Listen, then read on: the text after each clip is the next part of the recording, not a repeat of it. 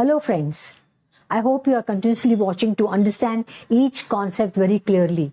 So now we'll go to the next aspect of the tenses, and that is the past tense. It's the past continuous tense.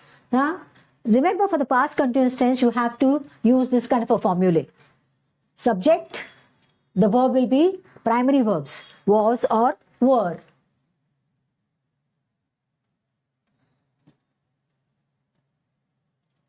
And of course, the present participle. So if you remember this, you'll never go wrong, because these are the verbs, these primary verbs agree with the subject. Look at the example. He was painting a picture. So he was, primary verb was, agrees with the subject he.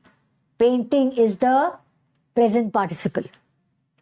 She was singing a song. Was is the primary verb, agrees with the subject. Singing is the present participle.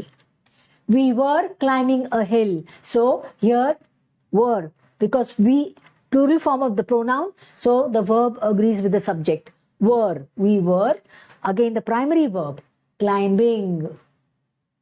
So all these verbs will tell you that the subject, along with the subject comes the primary verb, either it's was or were, depending on the subject. And last of all, the present participle.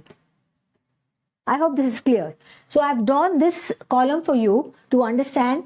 I was doing my work. He was bouncing the ball. She was reading a novel. So in this way, the primary verbs come first. They agree with the subject, and then you use the present participle. I was reading a novel. The light went off while I was reading. Now look at this sentence. It's very special because the light went off is one part of the sentence, while I was reading. So here it's joined by a conjunction. So this is one sentence structure, this is second sentence structure. And you watch the verbs, you'll understand that here the verb went is in the simple past tense. And here was reading is in the past continuous tense. See the next sentence. He was returning home late when a dog bit him. First part of the sentence structure, was returning. This is the past continuous tense. Returning is the past continuous tense. But look at the latter part of it. A dog bit him. So along with the past continuous tense is the verb which is in the simple past tense, and this invariably happens when you have a clause. So this is a clause, when a dog bit him. Okay, so he was returning home late when a dog bit him. The light went off while I was reading. So these things you have to always remember. The boy was riding a cycle when a truck knocked him down. Again, past continuous, was writing, and here when the truck knocked him down, simple past.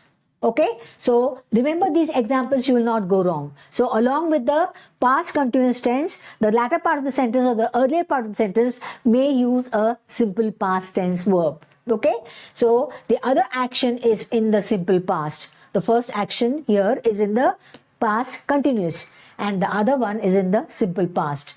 Here the first one is in simple past and the second one is in the past continuous. In the third sentence, the first one is the past continuous and the latter part is in the simple past. So these examples you should bear in mind. Okay, now let's go ahead. Sentences. Look at these sentences. She was always crying.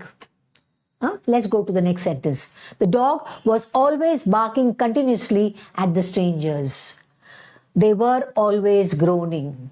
Now in all these three sentences, there's one word that is continuously used. Can you tell me which word? Always. Very good. Now what part of speech is always? Adverb. Adverb. So here, remember that when these are persistent habits, and here these are expressed with the help of the word always, which is an adverb. Okay, so she was always crying. We have placed the adverb between the two verbs. The dog was always barking.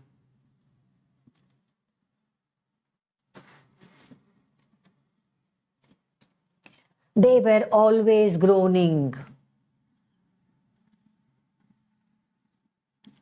So remember, always is an adverb and is placed between those verbs, and this is the correct syntax, the correct sentence structure. So always remember, express persistent habits in the past used with always continually. I hope the topic is very clear to you. Thank you. Thank you for watching. Please do like, share and subscribe.